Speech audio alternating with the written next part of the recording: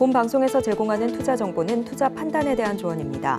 방송에서 제공하는 주식의 가치, 가격 상승 및 하락에 대해서는 방송사에서 보장하지 않습니다.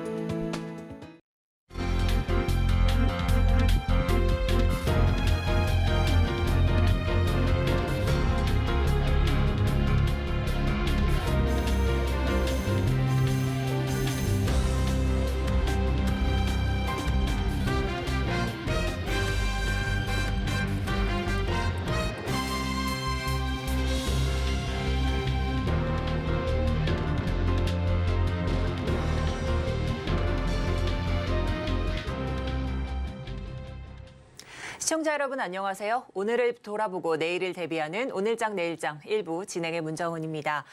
최근 은행권 위기설에 휘청였던 뉴욕 증시가 제2의 이 실리콘밸리 은행으로 여겨지는 퍼스트 리퍼블릭 은행에 대한 대형 은행들의 이 거액 구제 움직임에 상승 마감을 했습니다. 여기에 크레디트 스위스도 스위스 국립은행의 원조로 단기 유동성을 좀 강화했다는 소식이 들려왔는데요. 이렇게 각국의 금융 당국들이 나서 조속한 조치를 좀 취함으로써 투심이 다시 살아난 것으로 풀이가 되고 있습니다. 하지만 이런 은행권의 파산 및 부실 사태에도 불구하고 이 유럽 중앙은행은 0.5%포인트 빅스텝 금리 인상을 단행하기도 했는데요. 이렇게 된다면 미 연준 다음 주에 이제 금리 인상 가능성에 더욱더 견조한 이런 모습들이 보여지고 있습니다. 전반적으로 기술주, 전기차주 등이 강세를 보인 뉴욕 증시였는데요. 오늘 국내 증시도 상승장입니다. 한 주의 마지막인 오늘장 막판까지 보다 꼼꼼한 전략 원하신다면 오늘장, 내일장과 함께해 주시기 바랍니다. 본 방송에서 제공하는 정보는 투자 판단에 대한 조언일 뿐 해당 주식의 가치와 수익률은 보장하지 않습니다. 아울러 서울경제TV, 서울경제신문은 당사의 브랜드입니다. 최근 당사를 사칭하는 피해가 늘고 있으니 각별히 유의하시기 바랍니다. 그럼 본격적으로 오늘장, 내일장 1부 이 시각 보도본부로 출발해 보도록 하겠습니다. 앞서 살펴보셨던 헤드라인주 주요 헤드라인을 이 보도국 기자와 심층적으로 달아보겠는데요. 오늘은 김수빈 기자와 함께 이야기 나눠보도록 하겠습니다. 어서 오시죠. 안녕하세요. 네, 그럼 첫 번째 소식부터 알아보도록 하겠습니다. 이 유럽연합이 공개한 핵심 원자재법과 이 탄소 중립법 이야기인데요. 초안이 발표됐습니다. 구체적인 내용 한번 짚어주시죠. 네, EU 집행위는 현지 시간 16일 핵심 원자재법 초안을 발표했습니다. 2030년까지 EU의 전략 원자재 소비량의 65% 이상을 특정한 제3국에서 수입하지 못하도록 제한을 한 것을 골자로 합니다. 중국에 대한 공급망 의존도를 줄이겠다는 취지입니다. EU는 이를 토대로 영내 대기업 중 전략 원자재를 사용하는 기업을 대상으로 공급망 감사를 하겠다고 밝혔습니다. 같은 날 발표한 탄소중립 산업법에는 탄소중립 기술 관련 산업의 영내 제조 역량을 2030년까지 40% 끌어올리겠다는 내용을 담았습니다. EU는 탄소중립 기술 관련 영내 신규 사업에 대해서는 허가 기간이 최대 18개월을 넘지 않도록 제한하고 규제 샌드박스를 도입해 행정 절차를 간소화하겠다는 방침입니다. 그렇다면 우리 정부는 이번에 발표된 이 두 가지 법안 초안에 대해서는 어떤 평가를 내리고 있나요? 네, 산업통상자원부는 오늘 해당 법안에 대해 미국 인플레이션 감축법과 달리 차별적인 조항은 포함되어 있지 않다고 평가했습니다. 산업부는 핵심 원자재법 초안에 대해 EU 여객 기업에 대한 차별적인 조항이나 원자재 현지 조달 요구를 담지 않았다고 봤습니다. 탄소중립산업법에 대해서도 EU 역내 기업과 수출 기업에 동일하게 적용될 것이라고 내다봤습니다. 산업부는 두 법안의 입법 과정이 약 1년에서 2년 정도 소요될 것으로 보고 있습니다. 이에 맞춰 업종별 영향과 WTO 규범 위반 여부 등을 상세하게 분석한다는 방침입니다. 산업부는 구체적인 대응 계획을 수립해 우리 기업의 부담을 최소화하고 기회 요인은 극대화할 수 있도록 EU와 지속 협의해 나간다는 방침입니다. 네, 유럽판 IRA법인 CRMA에 관한 내용 짚어봤습니다. 이제 다음 소식입니다. 국민연금이 국내외 민간 자산운용사에 기금 운영을 맡기면서요. 이 위탁 수수료가 눈덩이처럼 불어났다고 합니다. 어떤 상황일까요? 네, 그렇습니다. 국민연금 위탁 수수료가 급증했습니다. 국민연금공단에 따르면 국내외 주식과 채권, 대체투자 위탁 운용에 따라 국민연금이 위탁 운용사에 지급한 수수료는 2021년 2조 3,424억 원으로 나타났습니다. 전년보다 1.7배 정도 늘어난 수치입니다. 위탁 수수료는 해마다 증가를 했습니다. 연도별로 살펴보면 2014년 6,198억 원, 2016년 8,142억 원, 2018년 9,652억 원으로 늘다가 2020년에는 조 단위를 넘어섰습니다. 이는 해마다 국민연금의 기금 규모 자체가 커지고 외부 운용사에 맡기는 위탁 자금액이 덩달아 증가한 영향으로 풀이됩니다. 특히 지난해에는 기금운용본부 설립 이후 최악의 실적을 보였는데 아직 위탁운용 수수료 집계가 끝나지 않은 것으로 나타났습니다. 네, 이렇게 위탁 수수료가 불어날수록 국민연금의 이 기금 수익률과 재정에 부정적인 영향을 줄 수밖에 없지 않나요? 네, 그렇습니다. 위탁 수수료는 국민이 낸 연금 보험료로 조성한 기금에서 떼어서 주는 비용입니다. 그러니까 수수료가 많으면 국민연금 기금 수익률에 악영향을 미칠 수밖에 없는 구조입니다. 위탁계약에 따라 고정 비용으로 나가기 때문입니다. 국민연금은 주식, 채권, 대체투자 등 부문별로 차이가 나지만 전체 기금을 거의 반반씩 나눠서 절반가량은 직접 운용하고 절반 정도는 위탁 운용을 하고 있습니다. 지난해의 경우 전체 자산 가운데 47.9%인 426조가량을 민간 운용사에 맡겨서 운용을 했습니다. 국민연금기금은 국내외 자산 운용사 입장에서는 알짜배기 수익원입니다. 일부 위탁 운용사는 국민연금으로부터 위탁받아 굴리는 자금에 거의 의존하다시피 하는 것으로 알려졌습니다. 일각에서는 다른 해외 연기금들처럼 국민연금도 위탁보다는 직접 투자 비중을 높이는 쪽으로 기금을 운용을 해야 한다는 지적이 나오고 있습니다. 네, 이 국민연금의 위탁 수수료 관련 이야기 자세히 들어봤습니다. 이제 마지막 소식입니다. 은행권 얘기 한번 짚어보겠는데요. 금융당국이 과도한 배당 자제를 좀 요구했는데 배당 확대를 결정하는 은행들이 있다고요? 네, 그렇습니다. 주요 외국계 은행인데요. 외국계 은행들은 지난해 실적을 기반으로 2,300억 원이 넘는 돈을 본국에 송금을 하기로 했습니다. SC제일은행은 어제 정기 이사회를 열고 1,600억 원 규모의 결산 배당을 의결했습니다. 이는 2021년 배당금 800억 원보다 2배가량 늘어난 수치입니다. 배당은 이달 31일 정기 주주총회를 거쳐 최종 결정이 됩니다. 한국시티은행도 지난달 15일 정기 이사회에서 732억 원의 현금 배당을 결정한 바 있습니다. 오는 30일 주주총회를 열어 배당을 확정한 뒤 4월 중 배당금을 지급하겠다는 계획입니다. 이들 은행의 배당금은 본사로 송금돼 사실상 해외로 보내집니다. SC제일은행은 스탠다드 차티드에 북동 아시아법인 지분이 지분 100%를 보유하고 있고 한국시티은행의 최대 주주는 미국 시티그룹 산하 시티뱅크 오버시스 인베스트먼트 코퍼레이션입니다. 네, 이렇게 금융당국의 권고에도 은행들이 배당 확대를 결정하게 된 계기는 어떻게 될까요? 네, 일단 지난해 기록한 호실적이 좀 영향을 준 것으로 풀이됩니다. SC제일은행은 지난해 이자이익 증가에 힘입어 3,901억 원의 순이익을 냈다고 밝혔습니다. 금융당국은 국내 시중은행에 배당 자제 권고를 요청한 상황입니다. 올해 위기 대응을 위해 충분한 손실 흡수 능력을 주문한 건데요. 하지만 외국계 은행까지는 목소리가 좀 전달되지 못했다는 지적이 나오고 있습니다. 하지만 SC제일은행과 한국시티은행은 자본 건전성을 유지하면서 배당을 결정했다는 입장입니다. 배당 이후에도 BIS 자기자본 비율 등이 당국의 자본 규제 요건을 웃도는 만큼 충분한 손실 흡수 능력을 갖췄다는 얘기입니다. 다만 당국은 미국 실리콘밸리 은행 파산 여파 등 대내외 금융 불안이 이어지는 만큼 손실 흡수 능력을 추가로 강화할 것을 더 요구한 상황입니다. 네, 이렇게 해서 오늘의 이슈 살펴봤습니다. 지금까지 김수빈 기자와 이야기 나눠봤습니다. 오늘 도움 말씀 감사드립니다. 감사합니다. 네, 그럼 이어서 오늘의 주요 공시와 뉴스 알아보는 스피디 뉴스앤 공시 알아봅니다. 김혜영 캐스터 준비하고 있습니다. 네, 스피드 뉴스 공시 김혜연입니다. 이 제약바이오 업계에서는 본격적인 정기 주총 시즌을 돌입하게 되면서 줄줄이 주주 친화적인 정책들을 발표하고 있습니다. 기업들의 실적도 연이어 발표가 되고 있죠. 특히 지난해 손해보험사들의 실적이 크게 증가하게 되면서 이 생명보험사를 넘어서는 지각 변동이 나타났다라는 뉴스도 나오고 있는데요. 이렇듯 오늘도 다양한 뉴스와 공시들이 나오고 있는데 이 가운데 또 어떤 공시와 뉴스들 짚어보면 좋을지 하나씩 살펴보도록 알아보도록 하겠습니다.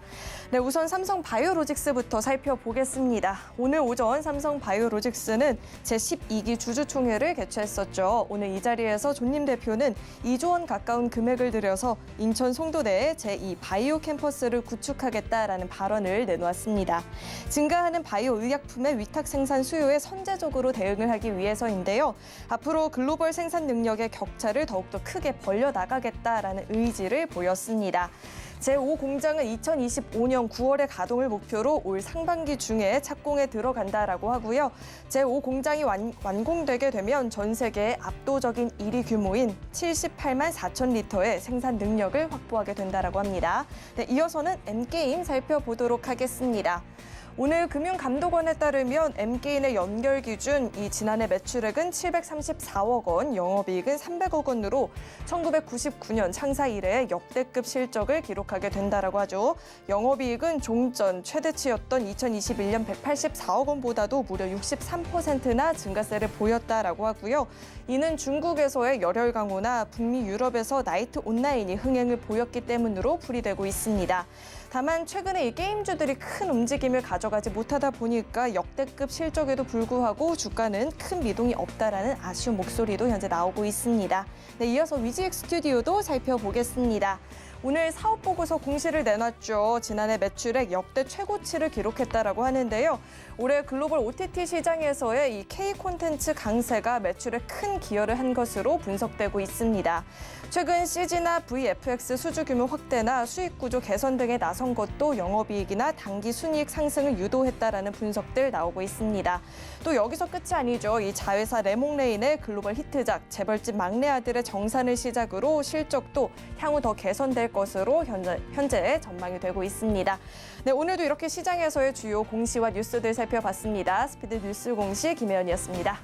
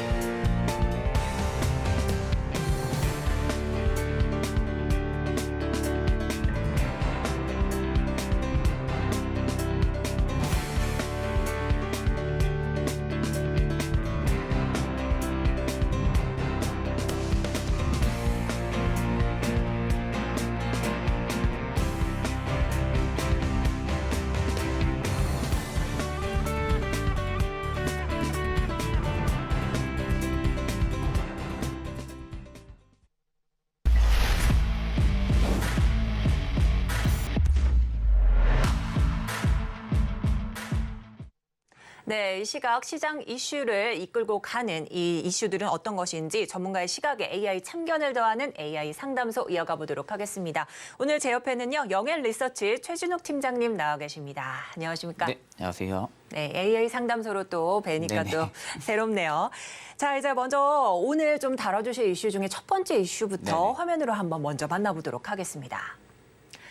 네, SVB 사태 속에 유럽 중앙은행은 이런 상황 속에서도 빅스텝을 단행을 했습니다. 어떤 상황들일지 오늘 자세하게 좀 다뤄보도록 하겠습니다.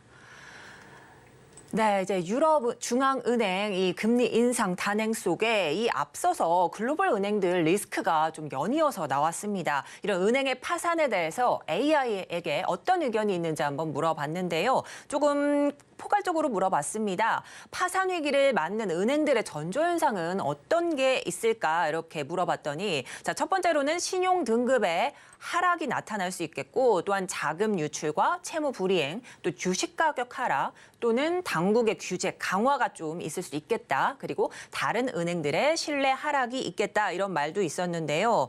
여기에 자금 유출이라는 이런 포인트가 좀 있습니다. 이 SVB 때도 파산 전 좀 예금 인출 사태가 좀 일어나기도 했는데 이 관련해서 챗 GPT 이 의견 들어보시고 또 네. 어떤 견해가 있으실지 궁금합니다.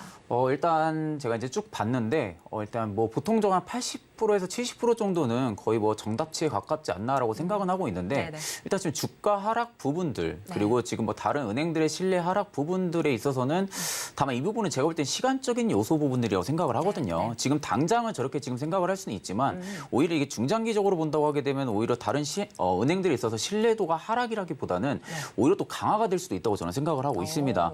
왜냐하면 지금 유럽 같은 경우가 금리를 지금 인상을 단행을 했죠. 그렇죠. 네, 금리 인상 단행한 부분들은 결국에는 스위스 중앙은행이 지금 70조 원의 유동성 공급을 발표를 한 것 때문에 네. 그런 겁니다. 결국에는 빅스텝을 단행을 했다는 것은 지금의 경제 리스크, 금융 리스크가 그렇게 큰 파장을 일으키지 않을 정도의 지금 제동 장치를 걸어놨다라고 지금 우리가 볼 수가 있습니다. 그렇죠. 그렇기 때문에 그런 부분들이 오히려 제가 보기에는 유럽 미국의 리스크, 금융 리스크 자체가 굉장히 크지는 않을 거라고 생각은 하고 있거든요.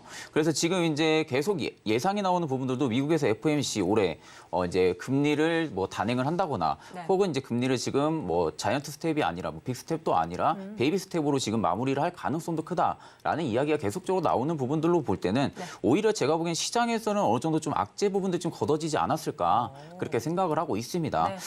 그런데 이제 주가 하락 부분들에 있어서는 이미 좀 단기적으로 영향이 좀 미쳤던 부분들이고 오히려 이 부분들이 우리가 이제 좀 걱정해 볼 수 있는 것은 기업들이 이제 파산으로 가는 경우들이 또 존재를 하겠죠. 그렇죠. 네, 결국에는 지금 기업들이 파산을 가게 되면 줄도산으로 좀 파산이 나온다라고 할 경우에는 그땐 또다시 금융 리스크가 지금보다 더 불거질 수는 있습니다. 다만 지금 리먼 사태처럼 미국이 한 번 좀 사태를 겪었던 부분들이 있다 보니까 그 부분들이 좀 강하게 좀 유동성 장치를 좀 제공을 하지 않았나 그렇게 생각을 하고 있기 때문에 제가 보기엔 한 2008년 리먼 사태 끝까지는 나오지 않을 거라고 지금 생각을 하고 있습니다. 네, 그렇습니다. 지금 말씀을 좀 해주셨는데 이 유럽 중앙은행 금리 인상에 좀 주목이 되고 있는데요. 저희가 이제 CG로 준비를 해드렸습니다. 자, 이제 유럽 중앙은행의 기준금리 추이를 조금 살펴보자면 작년 이맘때 이렇게 0에서 출발을 했다가 현재 이제 3.5까지 치고 올라갑니다. 이번에 0.5%포인트 금리 인상을 단행하면서 3.5까지 올라가 있는 상황인데요. 이러한 빅스텝 단행 속에서 유럽 증시는 또 강했습니다. 네네. 3대 지수 뭐 일제히 상승 마감을 했는데 이 유럽은행의 금리 결정 속내는 좀 어디에 있다고 보실까요?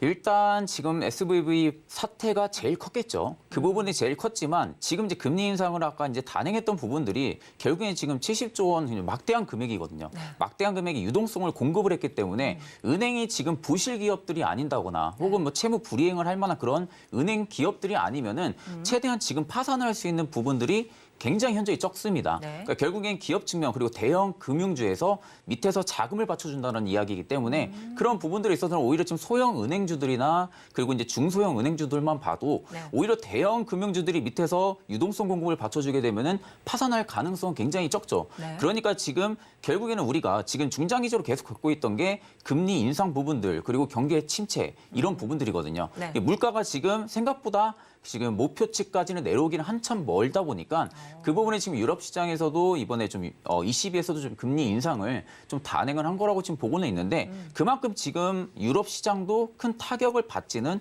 않을 거라고 생각해서 그렇게 빅스텝으로 좀 단행을 한 거라고 지금 판단을 하고 있거든요. 그렇죠. 만약에 좀 이 빅스텝 부분들에 있어서 유럽이 시장에서 타격이 굉장히 크다라고 할 경우에는 오히려 지금 금리 동결이라든지 혹은 뭐 빅스텝이 아니라 0.25dp 정도만 올리는 이러한 좀 단행을 했을 텐데 지금 빅스텝 같은 경우만 봐도 이미 지금 유럽 시장도 굉장히 좀 견조하지 않나. 그렇기 때문에 유럽 시장도 제가 보기에는 오히려 지금 하락보다는 좀 상승 기조에 좀 더 무게를 두고 있는 것으로 판단이 듭니다. 네, 그렇습니다. 자, 이렇게 유럽 증시마저도 상승 마감을 했고 또 여기에 또 유럽중앙은행 금리 인상까지 좀 됐는데 최근 이 금융권 리스트가 좀 증시를 사러드 판으로 좀 만들고 있지 않나 이런 우려감도 있습니다. 유럽은행 금리 인상이 또 다른 새로운 금융권들의 좀 위기설을 좀 돌고 있는 상황인데 이 앞서 좀 다른 의견을 좀 주셨지만 글로벌 금융주의 여파는 좀 어떻게 전망을 하고 계시나요? 일단 유럽 쪽에 있어서 피해가 그렇게 이제 스위스 크레딧 은행 때문에 그런 거죠, 지금. 그렇죠. 네, 크레딧 은행 사태 때문에 그런 건데 결국에는 SVB 사태로 넘어오면서 같이 연결이 된 겁니다. 맞습니다. 네, 결국에는 큰 파장 자체는 미국 쪽에 있었다 보니까 미국 쪽에서 얼마나 정부가 빠르게 대처를 해주냐에 따라 가지고 제가 보기엔 스위스 크레딧 이제 뭐 ECU 같은 경우도 결국엔 따라갈 수밖에 없다고 생각을 하거든요. 그런 관점으로 볼 때는 오히려 지금 줄도산 파산 부분들은 전혀 지금 가능성을 생각을 안 하는 거라고 지금 생각이 들고요.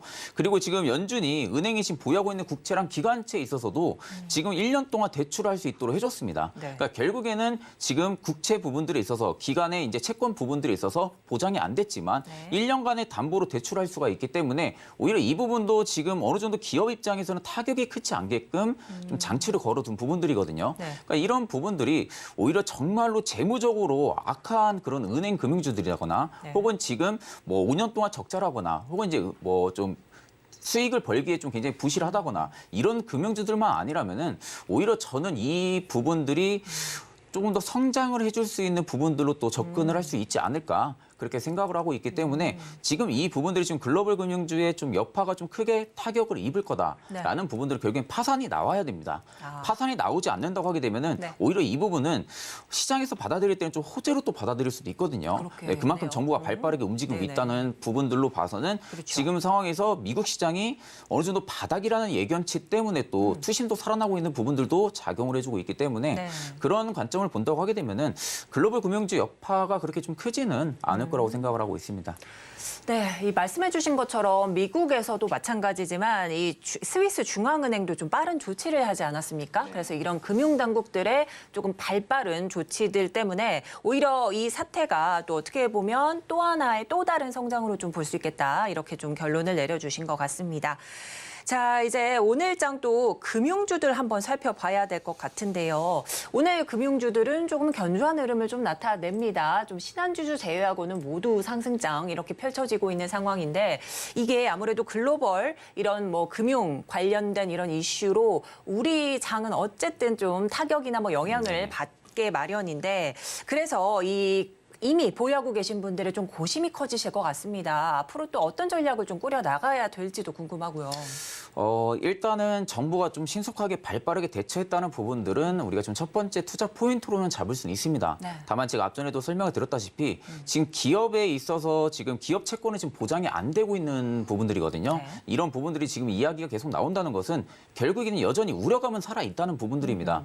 지금 어느 정도의 좀 큰 악재 부분들은 받쳐주고는 있지만 이 우려감이 계속적으로 상존을 하다 보면은 결국엔 기대감이 한풀 꺾이게 되면 또 이제 급락도 한 번 더 나올 수가 있거든요. 그렇겠죠? 그렇기 때문에 지금 기보유자 같은 경우는 지금 구간에서 내가 수익 중이다라고 하게 되면은 오히려 지금 상황에서 우려 리스크가 이슈가 계속 나오기 직전에 주가는 먼저 반응을 해줄 겁니다.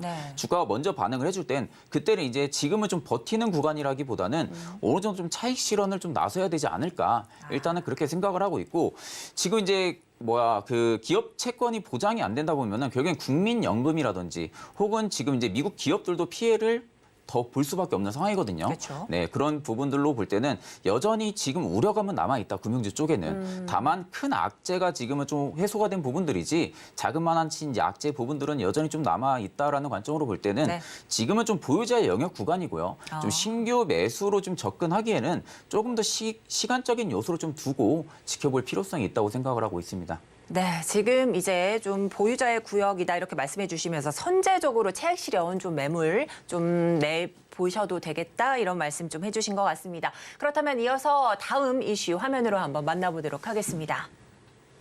네, 유럽판 IRA법 CRMA가 발표가 됐죠. 이게 과연 호재냐 악재냐 좀 설왕설래 이야기가 많은데요. 오늘 팀장님께 자세하게 이야기 들어보도록 하겠습니다. 자, 이제 팀장님과 좀 이야기 나누기 전에도 AI한테 좀 물어봐야 되겠죠. 자, 이제 글로벌 시장의 규제 속에서 한국의 이 배터리 업계, 뭐 2차 전지 업계는 어떤 대응을 좀 해야 될지 물어봤습니다. 또 포괄적인 이야기 좀 들려준 것 같은데 뭐 다양한 국가와 지역에서 규제를 이해하고 대응해야 된다. 사전적인 정의를 좀 내려줬고요. 신기술 개발과 또 노력이 필요하고 또 협력과 파트너십도 필요하다 이렇게 강조했습니다. 또한 자체 브랜드 경쟁력을 좀 강화해야 되겠고 또 지속 가능한 경영 전략 추진을 해야 되겠다 이런 말들을 좀 쏟아냈는데 여기에 뭐 신기술 개발과 노력, 협력과 파트너십 이런 걸 좀 강조했습니다. 최근 이 CRMA 이 법안이 발표되면서 또 국내 인터배터리 2023도 좀 현재 진행되고 있지 않습니까? 여기에서 K배터리 기술력이 좀 돋보였다는 후속 이야기가 좀 나오고 있는 상황인데요. 팀장님 이 AI 답변 어떻게 보셨나요? 일단 굉장히 좀 큰 포괄적인 면에서 좀 이야기를 해준 것 같거든요. 네네. 네, 물론 뭐 1번부터 5번까지 틀린 말은 전혀 없다고 저도 생각은 하고 있습니다. 다만 이제 포괄적인 면에서 이제 시장에 대한 이제 산업군에 대한 전망치를 좀 이야기했던 부분들이 있는데 일단은 이번에 핵심 원자재법 자체가 결국에는 중국을 겨냥을 한 겁니다. 네, 중국에 대한 지금 미중 무역 전쟁도 꾸준하게 지금 진행이 되고 있는 상황 속에서 오히려 지금 이제 유럽 쪽에 있어서 중국을 확실하게 좀 겨냥을 하고 이번에 좀 내놓은 부분들이거든요. 그러니까 지금 결국에는 LEP 배터리 관련해서도 지금 철 관련된 이 부속품들이 중국이 굉장히 점유율이 굉장히 높습니다. 저희 이제 국내 같은 경우도 중국에 대한 중국산 물건을 좀 굉장히 좀 많이 사용을 하다 보니까 일단 국내 배터리에 좀 어느 정도 단기적인 파장은 있을 수는 있습니다. 네네. 네, 단기적인 파장은 있을 수는 있지만 오히려 지금 이제 협력 부분들 그리고 파트너십 부분들 그리고 이제 M&A 같은 부분들 이런 지분 투자가 계속적으로 이루어진다고 하게 되면은 결국엔 이런 부분들은 단기적인 악재 부분들이 이제 중장기적으로 계속 좀 어느 정도 공격을 해줄 만한 그런 악재는 아니라고 생각을 하고 있거든요. 네네. 결국엔 지금 이 상황에서 미국 같은 경우도 국내 이제 저희 이제 한국 같은 경우를 그냥 버리고 갈 수는 없는 그렇죠. 상황입니다. 지금 LG 엔솔 같은 경우도 이미 미국 시장에서 선점을 했던 부분들도 작용을 해주고 있고요. 그리고 지금 미국의 테슬라 같은 경우도 삼성 SDI 쪽 대안 수주 계약 공시들도 계속적으로 나와주고 있기 때문에 이런 관점으로 좀 본다고 하게 되면은 오히려 지금 미국 같은 경우는 국내 부분들을 기업들을 버리고 갈 수는 없는 상황이다. 그렇죠. 결국에는 그런 상황에서 중국산 배터리에 있어서 어느 정도 겨냥을 하고 내놓은 핵심 원자재법이다 보니까 일단 제가 보기엔 중국보다 오히려 점유율 부분들이 나중에 가면 조금 더 높아질 수 있는 또 하나의 또 기회가 되지 않을까 네. 그렇게 생각을 하고 있기 때문에 네. 이제 각 기업들마다 어느 정도 빠르게 좀 지분 투자가 이루어지는지 혹은 좀 파트너십 부분들이 MOU가 좀 빨리 체결이 되는지 네. 이런 부분도 좀 판단을 해서 좀 옥석 가리기는 좀 진행을 해야 되지 않을까 그렇게 생각을 하고 있습니다. 네, 이 배터리 관련해서는 또 우리 국내에서도 또 인터배터리 2023이 네네. 좀 지금 개최되고 있고 또한 또 CRMA법이 좀 기대감과 우려감이 좀 가중되고 있는 상황 속에서 그 초안이 발표가 됐죠. 네. 자, 이제 뒤에 보시는 이 화면처럼 핵심 원자재법과 또 탄소 중립산업법 이렇게 두 가지 이렇게 초안이 발표가 됐는데 이 법안의 핵심은 뭐라고 보시나요? 결국에는 원자재 쪽이죠. 네, 원자재 쪽이 굉장히 이제 핵심이다 보니까 제가 아까도 중국에 겨냥했다는 부분들이 원자재 비중이 중국이 굉장히 높습니다. 네. 그러니까 결국에 중국산에 대한 부분들에 있어서 의존도를 낮추려는 부분들이죠. 근데 이 부분들 발안 자체가 결국엔 러시아 전쟁 때문에 시작이 됐던 부분들. 네. 거기에 있어서 에너지 타격을 또 유럽 쪽이 좀 많이 받았다 보니까 일단은 에너지 부분들이 있어가지고 친환경 에너지 섹터 부분들을 계속 지금 키워나가고 있는 산업이고요. 그렇죠. 그리고 지금 중국에 대한 부분들에 있어서도 러시아랑 어느 정도 공조를 좀 맺는 듯한 느낌이 계속적으로 드니까 그런 부분들을 좀 중국을 겨냥해서 좀 원자재에 대한 부분들을 겨냥을 좀 많이 했다. 그럼 결국에는 니켈이라든지 코발트라든지 망간 이런 부분들이 있어서 의존도를 중국산을 굉장히 낮추고 오히려 다른 쪽에 의존도를 좀 높여가지고 중국에 대한 좀 이익 매출성 그리고 기업들에 대한 매출성 부분들을 좀 타격을 해서 좀 내놨다고 생각이 듭니다. 그런 부분들로 볼 때는 오히려 이제 저희 국내 증시 같은 경우 리튬 관련주들, 네. 리튬 관련주들 같은 경우가 이게 이제 악재로 반영이 될 것이냐, 혹은 호재로 반영이 될 것이냐 부분들은 시간적인 요소 부분들이라고 생각이 들고요. 다만 지금은 이제 기대감이 한층 더 살아난 부분들이죠. 원자재 쪽에 있어서 기대감이 살아난 부분들도 작용은 해주지만 일단 이 부분이 제가 보기엔 시일은 조금 굉장히 오래 걸릴 가능성도 크다고 보고 있거든요. 갑자기 내가 이제 쓰고 있는 물건을 못 쓰게 된다라고 하게 되면 다른 물건을 대체할 걸 찾아야 됩니다. 그렇죠. 예, 그러기에는 좀 시간적인 요소가 좀 들 수밖에 없기 때문에 네. 일단은 그래도 우상향을 해줄 만한 중장기적인 산업군은 메타는 좀 만들어주지 않았을까 그렇게 생각을 하고 있습니다. 네, 이 유럽 법안도 이렇게 좀 발표된 상황 속에서 현재 올해 키워드 바로 혁신, 공급망, 재활용, 자동차 여러 가지가 있죠. 근데 올해 인터배터리 행사에서 이런 상황 속에서 좀 부각된 기업들이 있을까? 좀 이런 의문점도 좀 제기됐는데 어떤 기업들에 좀 집중을 해야 될까요? 사실상 이 LEP 배터리 자체가 국내 배터리 3사가 못 만들었던 게 아닙니다. 아. 네, 기술력은 이미 가지고 있었던 부분들이고요. 상용화를 할 수 있는 부분들인데 워낙 중국에 대한 비중이 높을 수밖에 없는 좀 저가형 배터리다 보니까 그렇죠. 일단 그 부분에 있어서 좀 기술력에 있어서 좀 상용화를 좀 빠르게 안 한 부분들이거든요. 아하. 근데 지금 이번에 인터배터리에서 좀 발표했던 게 네. 국내 배터리 셀 3사가 전부 다 LEP 배터리를 다 발표를 했습니다. 네. 그러니까 그 부분들은 결국에는 제가 핵심 원자재법에 있어서 좀 어느 정도 보완을 해서 지금 발표를 한 부분들로 판단이 들거든요. 네. 결국엔 중국산에 대한 부분들을 못 쓰게 된다라고 하게 되면은 결국 LEP 배터리에 있어가지고 상용을 못하는 부분들이 있다 보니까 그렇죠. 국내에서 지금 자체적으로 개발을 하겠다라는 부분들입니다. 그래서 LG 에너지솔루션 같은 경우도 ESS용 지금 LEP 배터리를 공개를 한 상황이고요.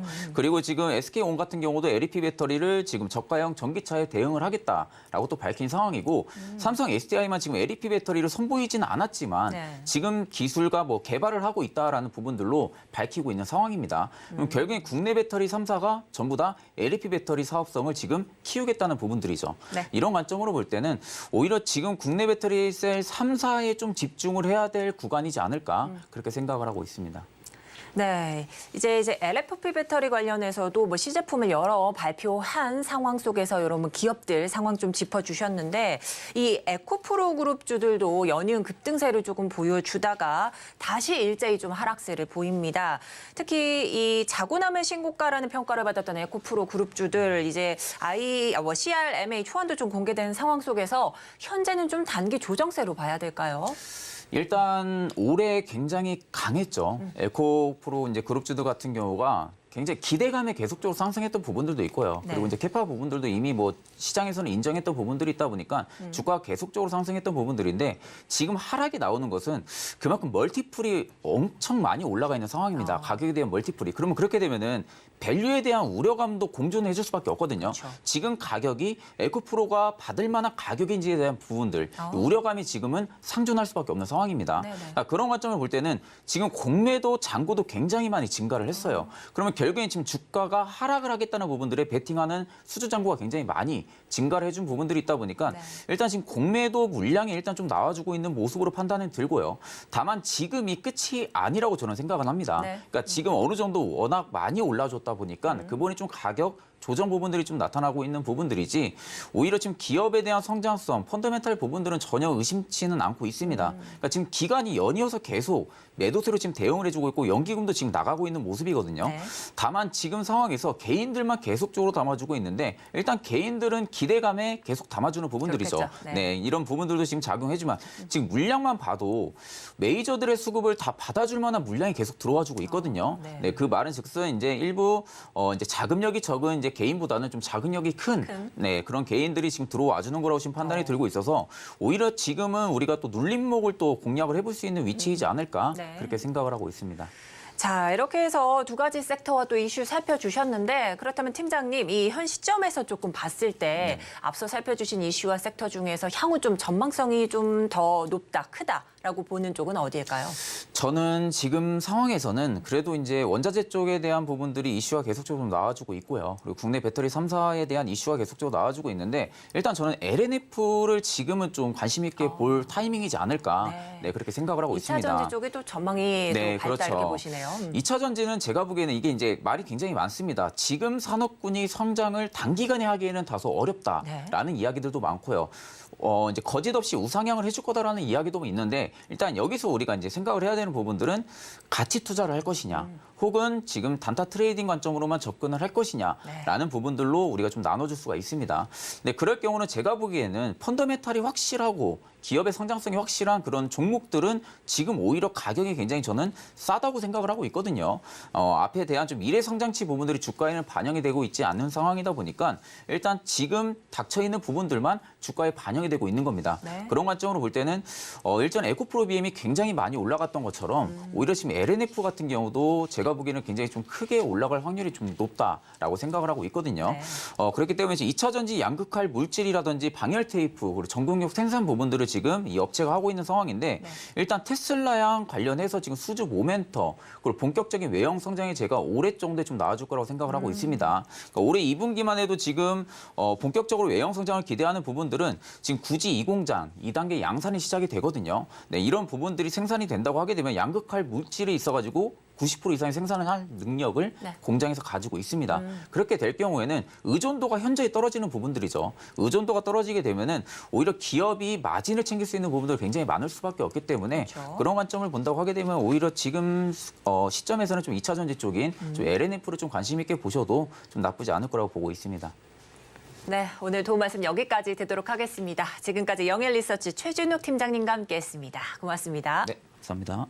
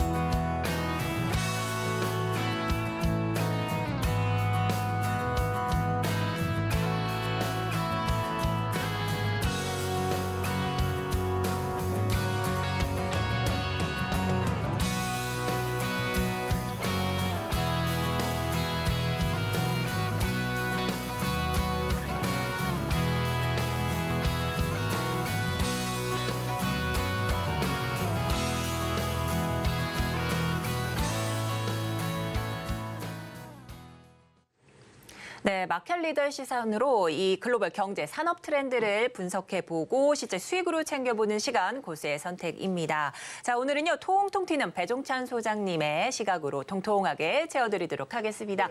네, 제 옆에는 인사이트 K 배종찬 소장님 나와 계십니다. 어서 오세요. 안녕하십니까? 네. 통통경제. 반갑습니다. 오므라이스 먹고 오늘은 살쪘냐, 네. 통통해졌냐 이런 얘기를 듣는 날이 될 것 같습니다. 네, 좋습니다. 자, 이제 오늘 고수의 시선으로 심층 분석해볼 주제 더욱더 기대가 되는데요. 그렇다면 화면으로 먼저 만나보도록 하겠습니다.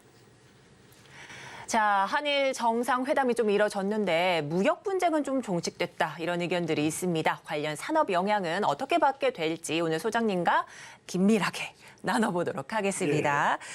자, 이제 한일 정상회담에 대해서 좀 심도 있게 다뤄주신다 이런 말씀을 해주셨습니다. 자, 이제 셔틀 외교라고 해서 그렇죠. 이 한일 간 12년 만에 다시 이루어졌습니다. 네, 특히 어제 일본이 또 한국에 대한 반도체 핵심 규제를 좀 해제한다 이렇게 좀 선언을 하면서 기대감이 조금 가중되고 네. 있는데 여기에 양 정상 화이트리스트 조치에 대해서도 좀 긴밀한 좀 논의가 좀 이어질 것 같다 이렇게 약속을 좀 했습니다. 그래서 보면요, 이 경제 산업 특성에서 양국은 좀 어떻게 좀 접어들고 있는지도 궁금한데요. 어제 정상회담 또 어떻게 보셨을까요? 그렇죠. 저는 이제 경제입니다. 아. 그러니까 윤석열 대통령이 영업 사원 1호를 강조하는 건 뭐냐면 뭐 과거사와 관련하면 일본에 대해서 우리가 뭐 호의적으로 볼 수 있는 시선은 안 만들어지겠죠. 그렇죠. 일본에 대해서 적개심 또 분노 나올 수밖에 없죠. 네. 하지만 그건 또 이제 과거사는 과거사대로 우리가 또 판단할 부분이고 그렇죠. 경제 미래는 또 다른 문제거든요. 맞아요. 그러니까 말 그대로 이제는 일본과의 관계가 과거사나 영토 문제, 뭐 독도 문제도 있고 위안부도 있고 강제징용도 있지만 이제는 미래로 갈 수밖에 없다. 물론 네. 계속 그 논란되는 부분들은 뭐 일단락 되기는 쉽지는 않을 거예요. 단기간 내에. 네. 하지만 우리에게 중요한 것은 일단 기시다 후미오 일본 총리를 그러니까 12년 만이라는 이야기를 여러분들이 먼저 아셔야 될 부분은 뭐냐면 네. 일본의 이 한국의 정상이 찾아간 것이 방일을 한 것이 12년 만이에요. 네. 그리고 사실상 지금 자위대 의장대의 이 사열도 있었고 네. 이런 대우를 받는 것은 사실상의 국빈 방문입니다. 그렇죠. 근데 네. 국빈 방문이라고 일본이 이야기하지 못하는 이유는 일본의 전국 통일 지방선거 4월에 있어요. 아. 그러니까 일본의 뭐 요미우리 신문에 나온 내용이 뭐 상당히 윤석열 대통령이 어떻다 저떻다 좀 일본에 너무 호의적이다 친일적이다 이런 이야기가 나올 수밖에 없는 것은 요미우리 신문이 굉장히 이 극우적인 신문의 성격이 있어요. 우리가 알고 있는 그 요미우리 자이언츠를 가지고 있는 야구단을 가지고 있는 구단입니다. 네네. 우선 이것부터 한번 보시죠. 그동안 누적돼 왔던 이 수출 규제와 관련된 부분 그렇죠. 사실 우리가 마치 어떻게 생각하면은 일본의 이 핵심 부품인 뭐 불화수소나 특히 이제 불화수소는 그렇죠. 네네. 이 삼성 반도체도 굉장히 중요한 겁니다. 맞습니다. 일본이 앞서 있는 그 기술 여기다 이제 포토 레지스트죠.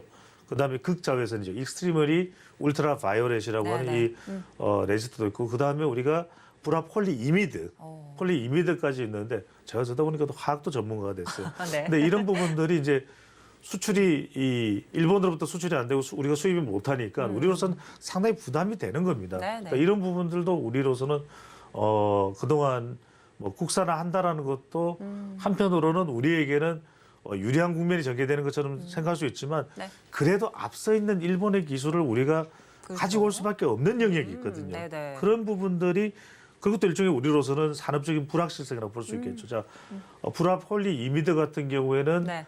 반도체 패키징이나 이런 부분이 굉장히 중요합니다. 3D 프린팅이나 네네. 또 하나는 이 포토 레지스트도 감광액의 재료가 되는 부분이 되겠죠. 그렇죠. 바로 그런 이제- 부분들도 보시면서 네. 이렇게 되고 마지막에 중요한 게 바로 불화수소입니다. 그렇습니다. 이게 일종의 이게 반도체 세정의 세정이죠. 그렇죠. 그러니까 이걸 이 굉장히 고도화된 공정이기 때문에 네네. 이걸 제대로 되지 않으면 이건 수준마다 다 달라져요. 우리도 알잖아요. 왜 화학 품질의 차이는 이 고도 정밀 그 기술이 맞습니다. 적용이 돼서 네네. 제품의 이 정밀도가 이 어느 정도의 수준에 이르느냐에 따라서 제품의 처리가 다를 수밖에 네, 없거든요. 맞습니다. 그런 부분에 있어서 우리가 실제 의존되는 비율도 한번 보시면 좋을 것 같은데 네. 포토 레지스트도 77.4%, 상당하네요. 불화수소도 나와 있고 7.7% 네. 나오고 있죠. 일본 의존도가. 그리고 불화 비율 폴리. 그렇죠. 폴리 이미드의 비율도 상당히 높은데 네. 이건 비율이 많고 적고를 떠나서 네. 이 핵심 소재 부품 장비가 가져오는 영향은 우리가 결코 무시할 수가 없는 거라는 것이죠. 근데 이걸 이제 어제 16일 한일 정상회담, 확대 정상회담까지 통해서 기시다 후미오 총리도 이거 완전히 우리가 수출 규제를 풀기로 했고 그렇죠. 화이트 리스트도 점진적으로 해소할 것이다. 네네. 라는 얘기를. 화이트 리스트라는 일본의 이제 전략적인 아하. 그런 제품들이 다 이제 포함되어 있는 겁니다. 네. 그런 한번 것도 이제 살펴볼까요? 네. 이 한일 수출 규제를 좀 원상 회복을 하겠다. 뭐 그렇죠. 이런 담화가 있었는데 반도체 3대 핵심 소재 수출 규제 해제가 먼저 핵심입니다. 네. 여기에 따라서 앞서 좀 불화수소 관련해서도 얘기해 주셨고 관련 이런 것들도 얘기를 해 주셨는데 여기에 또 화이트 리스트 이게 이제 수출 심사 우대국 명단이라고 네. 하는 거잖아요. 네. 이것도 될 거예요. 근데 여러분들 이걸 잘 아셔야 돼요. 일본을 우리가 이야기할 때 일본의 이 공식적인 발언들은 상당히 신중합니다. 우리라고 그렇지 않은 건 아닙니다만 기시다 후미오 총리는 오랫동안 또 일본 외무상을 했었어요. 기시다 후미오 총리가 일본 외무상일 때 네. 굉장히 공을 들였던 것이 뭔지 아십니까? 어떤 거죠? 2015년경. 15년 정도에 그게 바로 뭐냐면은 이 위안부 협정이에요. 아하. 그때 일본의 담당자가 지금 기시다 총리입니다. 아. 당시의 외무상이에요. 아. 그래서 왜 기시다 총리가 이번에 윤석열 대통령이 왔는데 많은 보따리를 꺼내놓지는 못하냐. 원칙적으로 수출 규제를 이제는 풀어주겠다. 네. 화이트리스트도 점진적으로 원상복구 논의를 하겠다. 이 정도 거쳤냐면은 네. 한번 그 위안부 협정이 어그러졌잖아요. 네. 문재인 정부에서. 오. 그렇기 때문에 기시다 후미오 총리도 조심스러운 거예요. 네네. 일본의 여론도 살펴야 되거든요. 어허. 근데 일종의 우리가 이렇게 하나 줬으면 네. 받는 그것을 이른바 우리가 셔틀콕처럼 셔틀 외교가 되는 거죠. 서로 왔다 갔다 방문하는 것도 셔틀 외교, 네네. 주거니 받거니 하는 것도 셔틀이 되는 것인데 이 배드민턴 공이 셔틀콕이니까. 네. 그런데 또 하나는 뭐냐면 또 하나 이유는 바로 뭔가를 기시다 총리가 꺼내놓지 못하는 건 4월 달에 선거가 있어요. 선거가 있어요. 아. 겨우 이번에 이제 윤석열 대통령이 방위를 하고 또 일본과 한국 사이에 꽉 막힌 문제가 좀 풀어지면서 네네. 기시다 총리의 지지율이 올라갔거든요. 그러다 보니까 4월 선거가 이제는 전망이 밝아졌어. 4월에 선거 이기고 5월 달에 뭐가 있습니까? 네. 기시다 이 총리의 정치적인 기반이 되는 지역이 어디? 히로시마죠. 히로시마에서 네네. 5월 달에 G7 정상회의가 열려요. 네. 이때 거의 유력화되고 있습니다. 유력시되고 있는 게 윤석열 대통령을 그때 이제 또 초청을 하는 겁니다. 히로시마로. 네. 한미일 정상회의를 하면서 그때 꺼내놓는 거죠. 또 7월 또는 8월경에 기시다 총리가 방한 계획이 지금 예상이 되고 있어요. 네. 그러면 그때 또 하나 더 꺼내놓겠죠. 그러니까 하나씩 네. 일본으로 분명하게 이야기하면 히토츠. 왜? 지난번에 위안부 협정이 어그러졌었으니까. 그러니까 그런 부분을 본다면 우리가 투자자 관점에서는 아까 말씀드렸던 불화수소, 또 네. 포토레지스트, 그리고 불화폴리이미드 같은 이것과 관련된 우리가 이 재료들을 포함해서 해야 되는 소재 부품, 우리 또 반도체 장비가 있어요. 맞아요. 기술이 있어요. 그쪽은 여러분들이 좀 더 전망이 밝아진다. 가령 뭐 동진 세미캠이나 이런 부분들도 여러분들 좀 더 눈여겨보실 필요가 있다. 이게 우리가 오히려 국산화를 해야 되는데 못해서 나빠지는 것이 아니라 네. 동반 성장을 해요. 아하. 어차피 지금 반도체 공급망 체계 자체가 네. 미국 같으면 몰라도 중국 같으면 몰라도 우리는 자체적으로 다 공급망을 우리가 한 시스템 내에서 우리 국가 내에서만 네. 다 이 전반적인 관리나 생산과 수요를 할 수 있는 체제가 아니에요. 그런 면에서는 일본과의 협력이 우리로서는 윈윈할 수 있는 사실상 전략적인 그런 기회가 된다고 봐야 되겠죠. 그렇죠. 자, 이번에 두 정상들이 조금 대화가 잘 통했다 좀 느꼈던 게 네. 아무래도 두 정상 나이대도 좀 비슷하고 정치로 처음 사회생활을 좀 하지도 않았습니다. 뭐 윤석열 대통령은 아시다시피 뭐 법조계 또 기시다 총리는 또 은행권 출신이기도 하고 그리고 두 정상 또 뭐 법대 출신인 점이 좀 공통적으로 네, 좀 공통적이죠. 보이고 있죠. 자, 이런 상황 속에서 한일 비즈니스 라운드 테이블이 좀 오늘도 열리잖아요. 여기에 뭐 국내 5대 기업 총수도 참석을 하고 또 네. 일본 측 경제계조 주요 인사들도 참석을 한다. 이런 이야기가 좀 알려졌는데 좀 이번을 계기로 해서 또 즉각적인 수혜를 보는 건 아니겠지만 좀 수혜를 보는 이 기업들이 좀 있을 것 같습니다. 그렇죠. 자, 이렇게 보시면요. 네. 삼성전자 회장, SK그룹 회장, 현대차그룹, LG그룹 이 모든 뭐 국내 경제인이 12명 또 일본 기업 경제인 11명 참석을 한다고 하는데 그렇죠. 향후 또 어떤 수혜와 또 방향성이 좀 있을까요? 우선은 이제 반도체를 봐야 될 거예요. 왜냐하면 지금 삼성 이재용 회장이나 최태원 회장, 삼성 이재용 회장이 이 수출 규제가 됐을 때 바로 일본으로 달려갔어요. 실제로는 조금 수출 규제라도 전면 규제는 아닙니다. 그래서 삼성이 좀 제공받는 것도 있었어요. 있어요. 그러니까 이제 이재용 회장과 최태원 회장 입장에서는 네. 반도체가 될 테고 정의선 회장은 뭡니까? 네. 이제 현대차가요. 전기차까지 생산하니까 맞습니다. 네. K 한류 바람을 타고 일본에도 그동안에는 우리 차가 너무 안 팔렸어요. 우리 요ን사마 알죠? 네. 우리 배용준 요ን사마 네. 배신해도. 그때 현대차 광고 모델을 했는데도 한국 차가 안 팔려. 그게 뭐냐면 겨울 소나타잖아요. 후유노 소나타 네네. 안 팔려요. 어허. 근데 최근에 우리가 이 OTT 영화에서 이 지하이조라는 신작 영화가 이제 공개가 됐는데 네. 그 영화가 일본 현지에서 촬영된 건데 그 차량 협찬은 어디냐? 현대차입니다. 와. 그러니까 일본이 이제는 네. 그동안에 혐한 논에서 인식이 좀 풀리기 시작하면 젊은 세대들은 오타니 쇼헤이는 현대차를 살 수도 있는 거예요. 그래서 현대차 그룹이고 네. 구광모 회장은 뭡니까? 2차 전지죠. 2차 전지. 2차 전지에 그렇죠. 일본하고도 협력할 게 상당히 많습니다. 그런 면에서는 우리 세계 이 사실은 굵직굵직한 회장단들이 대거 동행해서 일본으로 갔다는 건 뭐냐면 일본과는 이제는 역사 문제 때문에 그렇게까지 민감해지지 않고서도 뭔가 좀 사업을 할 수 있을 만한 동력이 될 수 있다 이번 기회에.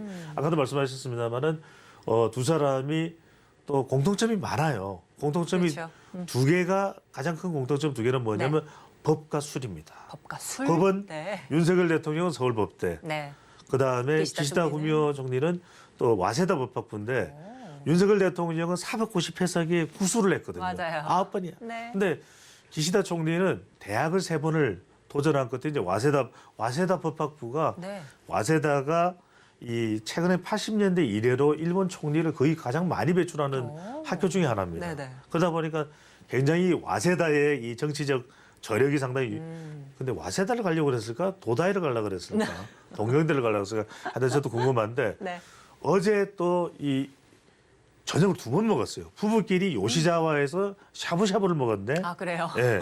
샤브샤브를 먹으면서 또 이 샤브샤브를 다 식사를 다 했다는 거예요. 남길 줄 알았대요. 오. 그래서 이 그러네요. 2차 식당이 네.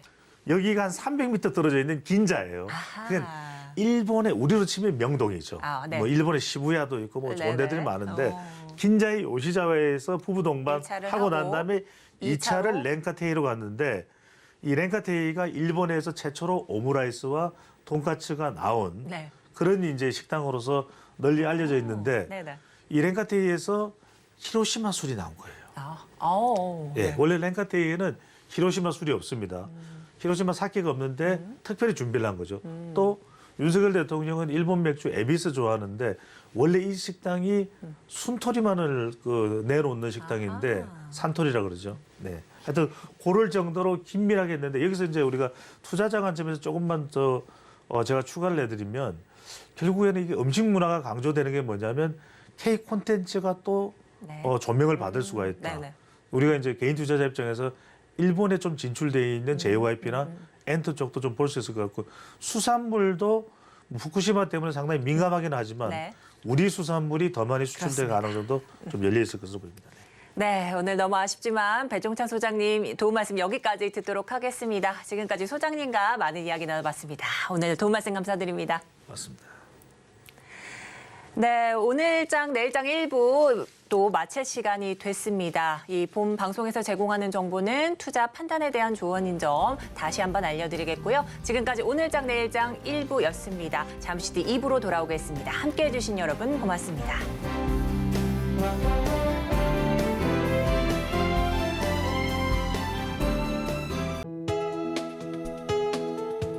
본 방송에서 제공하는 투자 정보는 투자 판단에 대한 조언입니다. 방송에서 제공하는 주식의 가치, 가격 상승 및 하락에 대해서는 방송사에서 보장하지 않습니다.